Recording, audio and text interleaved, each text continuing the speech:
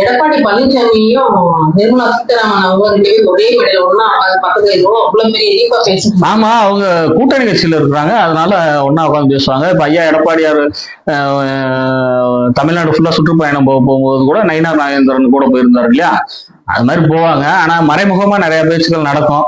திருப்பியும் வந்து சின்னம்மா வகையா அந்த சசிகலாவை சேர்த்துக்கணும் அப்படின்னு சொல்ற ஒரு கட்டாயம் இருக்கும். ஏன்னு கேட்டா இப்ப இருக்க சூழ்நிலையில வந்து ஏடிஎம்கே வந்து கொஞ்சம் டவுன் தான், டிஎம்கே தான் மெஜாரிட்டியில இருக்கு. அதாவது நம்மளோட ஊடகங்கள் எல்லாருமே சொல்றது வந்து மெஜாரிட்டி வந்து டிஎம்கே தான், நீ என்ன பண்ணாலும் அது டிஎம்கே அடிக்க முடியல அப்படின்னு மட்டும் தான் சொல்றாங்க. அதனால வந்து இவங்க யோசிப்பாங்கல்ல, இன்னொரு 6 to 8 மாசம் இருக்கு அப்படிங்க போகும்போது நம்ம எப்படி ஸ்ட்ராங் பண்றது, தேமுதிக லைனுக்கு வரல, டிவிக்கே அதுவும் லைனுக்கு வரல, பாமக அப்பா மகன் சண்டையில அது என்ன நிலைமையில இருக்குன்னு தெரியல, அப்பா ஒரு கட்சிக்கு போகணுன்றாரு, மையன் ஒரு கட்சிக்கு போகணுன்றாரு, அது என்ன கண்டிஷன்ல இருக்குல்ல. அப்புறம் இருக்கிறதுல இந்த 2-3 கட்சி தான் பெருசு. அதுல டிவிக்கே வந்து தனின்னு மேக்சிமம் சொன்ன மாதிரி சொல்லியாச்சு.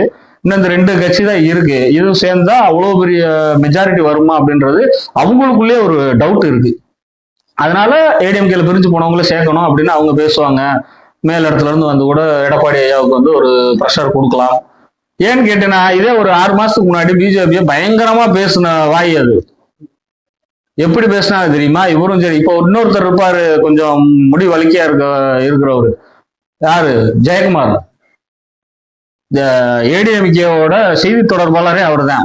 எந்த ஒரு கொஸ்டின் கேட்டாலும் அவர் தான் வருவார்.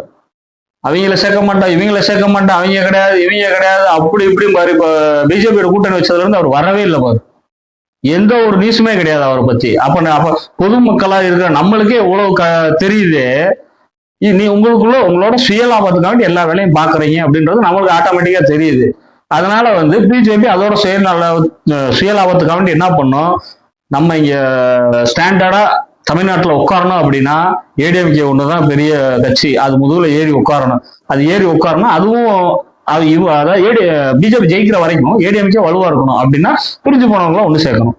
அப்படிங்க போகும்போது சசிகலா அம்மாவை ஒண்ணு சேர்க்கலாம். அந்த அம்மாவை சேர்த்தாவே ஆட்டோமேட்டிக்கா ஓபிஎஸ் வந்துருவாப்புல. டிடிவியை கூட காம்ப்ரமைஸ் பண்ணுவாங்க, எல்லாம் ஒரு தனி கட்சியா கூட செயல்படுவாரு. அப்படி இல்லைன்னா கட்சியை கழிச்சுட்டு இங்க ஏதாவது பொறுப்புகள் கொடுத்தா வர்றதுக்கு உண்டான வாய்ப்பு இருக்கு. அதனால சீதாராமன் வந்து அதெல்லாம் பேசியிருப்பாங்க, மறைமுகமா பேசியிருப்பாங்க. பொதுவில் அப்படி பேச மாட்டாங்க. எடப்பாடியார் கூட அண்ணாமலை பத்தி பொது வெளியில யாரும் தரக்குறைவா பேச வேணாம் அப்படின்னு அந்த சுற்று வட்டாரத்துக்குள்ளேயே சொல்லி இருக்கிறதா இதுல சொல்றாங்க. யாரு, இந்த நியூஸ் சேனல் ஆரம்பிச்சோன்னா 4 பேர் வட்டமேசை மாநாடு மாதிரி பேசுவாங்க இல்லையா, அந்த புலனாய்வு துறையில இருந்து வந்த ரிப்போர்ட் அது.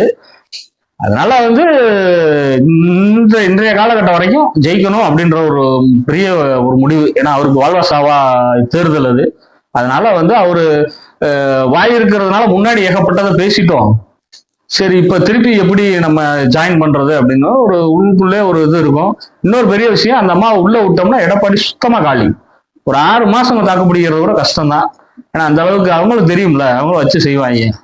அதனால பயப்படுவார் எடப்பாடி, பயப்படுறாரு அவங்க உள்ள வந்தாருன்னா நம்மளை காலி பண்ணிடுவாங்க அப்படின்னு. ஏன்னா மித்த எம்எல்ஏக்கள் வந்து இப்ப யாரு, செல்லூர் ராஜோ இல்ல